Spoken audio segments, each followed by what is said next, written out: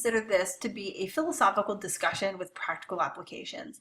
I want to talk to you about decision making with data and how by stepping back and thinking about what you're doing and if this makes sense before you report the data will assist you in communicating in a more meaningful way to yourself, your team, as well as decision makers at your organization.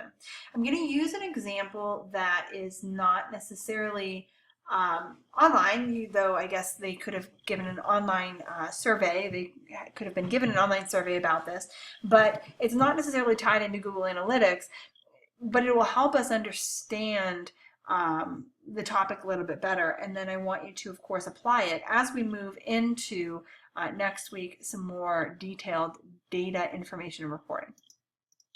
And so this example is an example about tough decision making. And this is an example about a presentation that was given, and the question is asked, as it is with many classes and seminars that you might attend, how satisfied were you with the presentation or the presentation of these people listed here in the content? And so we can see here that there's a variety of sessions: Johnny Buckland, Will Champion, Chris Martin, Guy Berryman, Brian Eno, and Apple. I'm not sure why Apple doesn't have a last name, but there we are. And they all presented at this maybe conference, and now they've gone back to the participants and they've said, how satisfied were you with the presentation and the content? So I want you to spend a second to take a look at this chart, because imagine that these are the people in your class who have given a presentation, and you, or maybe you're a faculty member evaluating this, or even better, let's say that you're a supervisor and you're over, and these are all trainers for your company, you're over them, they get paid for training, and you want to know how they're doing. And so we take a look at this, and we get numbers, across the board here. So Johnny had 0 who were not satisfied at all, 0 who are not satisfied, 6 who were satisfied, 12 who are very satisfied, and 0 who are extremely satisfied, and so on and so forth. What's your first reaction? Who did well? Who didn't do well? Well, we have 0 people who are not satisfied at all. So maybe you look at that and say that's a win. You look here and say, wow, Chris Martin had 15 who were extremely satisfied. He's the winner. And but these guys didn't do bad. Johnny Buckland has 12 who are very satisfied. Guy Berryman has 14 who are satisfied, etc. So one of the things, because we're data people, data analysts love to give averages. So maybe the next thing that we do is run an average, because this is a little bit overwhelming for an executive. They don't have time to sit there and kind of process this information. And so when we look at this, we see that the averages come in, and it looks like everybody except maybe Guy did average, right? So Johnny and Chris and Apple all got 6s. We have 2 7.5s, and then we have Guy, who is the lowest out of the group. But I mean, a 5.3 is not a bad number, right? Is it?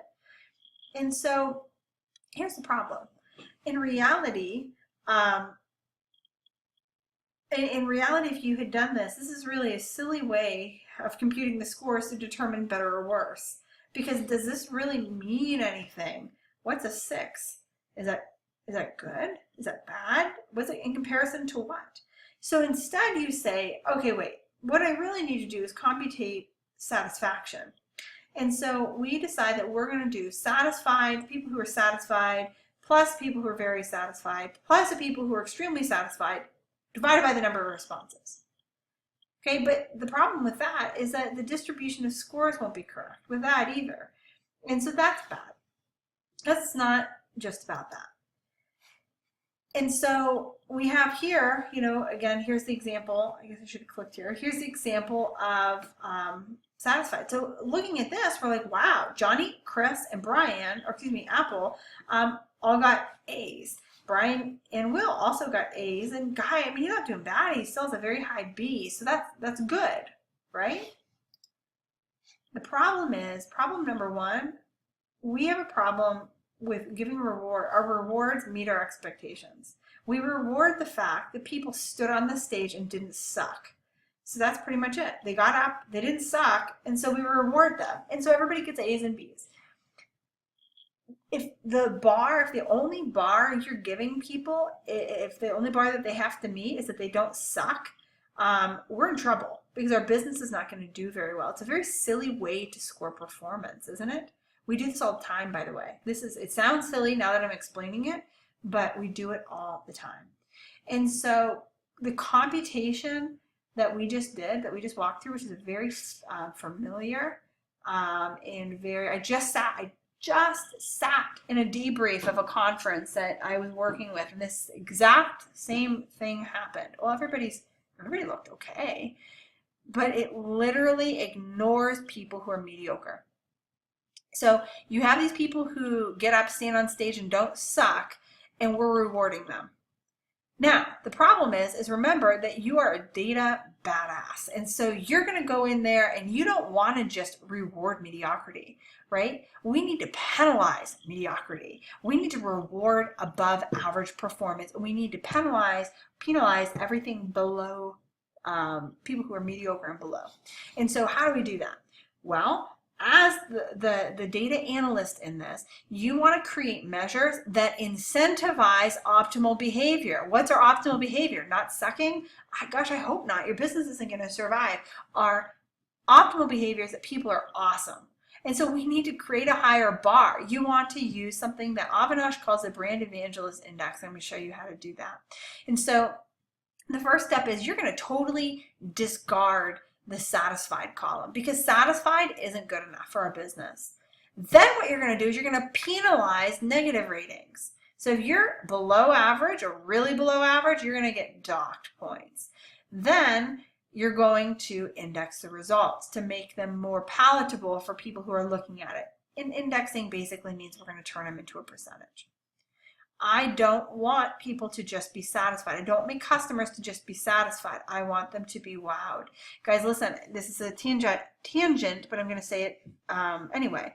When you look at customer satisfaction scores out of a range of 5, the only people who have any level of loyalty to you, research shows, are the people who score 5. Even people who score 4 are still looking for better options and can be easily swayed. By 3, people are dissatisfied, but they don't have another option. By 2, they're giving you a warning, and by 1, they're out. So why would we want people who are actively looking for other options to be okay, right? So why do we want to reward mediocrity?